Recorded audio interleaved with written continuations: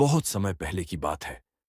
श्रावस्ती नगरी में भगवान गौतम बुद्ध अपने शिष्यों के साथ विहार में ठहरे हुए थे। प्रतिदिन सैकड़ों लोग उनके पास आते और अपने जीवन की परेशानियों का समाधान पाते। एक दिन एक धनी व्यापारी बुद्ध के पास पहुंचा। उसके चेहरे पर उदासी और क्रोध दोनों झलक रहे थे।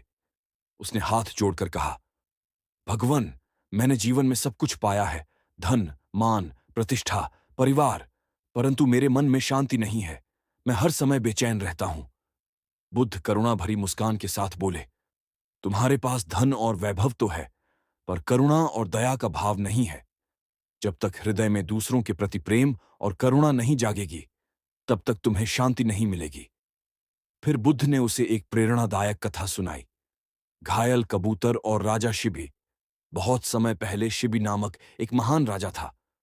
वह अपने न्याय, दया और करुणा के लिए प्रसिद्ध था। एक दिन वह अपने महल में बैठा था कि अचानक एक घायल कबूतर आकर उसकी गोद में गिर पड़ा। कबूतर डर से कांप रहा था, क्योंकि उसके पीछे एक बाज था। राजा ने कबूतर को अपनी गोद में लेकर उसकी रक्षा की। तभी बाज भी वहां आ पहुंचा और बोला, महाराज, यह मेरा शिकार है, कृपया इसे मुझे लौटा दीजिए। यदि मुझे भोजन नहीं मिलेगा तो मैं भूखा मर जाऊंगा। राजा ने दृढ़ स्वर में कहा, यह कबूतर मेरी शरण में आया है। शरणागत की रक्षा करना मेरा धर्म है, परंतु मैं तुम्हें भूखा भी नहीं मरने दूंगा। राजा ने आदेश दिया कि तराजू लाया जाए। उन्होंने कहा, जितना मांस इस कबूतर के शरीर में है, उतना मैं अपने शरीर से काटकर तुम्हें दूंगा। राजा ने अपने शरीर से मांस काटकर तराजू पर रखा, लेकिन जितना मांस वे देते, कबूतर का भार उतना ही बढ़ जाता।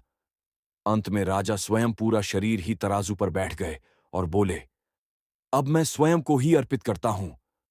यह देखकर कबूतर और बाज दोनों देवताओं के रूप में प्रकट हुए और बोले, महाराज, आप वास्तव में दया और करुणा के प्रतीक हैं। आपका त्याग अमर रहेगा। बुद्ध का संदेश। बुद्ध ने व्यापारी से कहा, देखो, राजा शिबी ने करुणा और दया के लिए अपना जीवन भी बलिदान कर दिया। करुणा ही सच्चा धर्म है। धन और वैभव क्षणिक हैं, परंतु करुणा से प्राप्त शांति चिरस्थायी है। यह सुनकर व्यापारी की आंखों से आंसू बह निकले। उसने बुद्ध के चरणों में झुककर कहा, भगवान, अब मैं समझ गया हूं कि सच्चा सुख धन से नहीं, बल्कि करुणा और दया से मिलता है। आज से मेरा जीवन इसी मार्ग पर चलेगा। निष्कर्ष, दया और करुणा केवल मनुष्यों के लिए ही नहीं, बल्कि हर जीव जंतु, पशु पक्षी और पूरी प्रकृति के लिए होना चाहिए।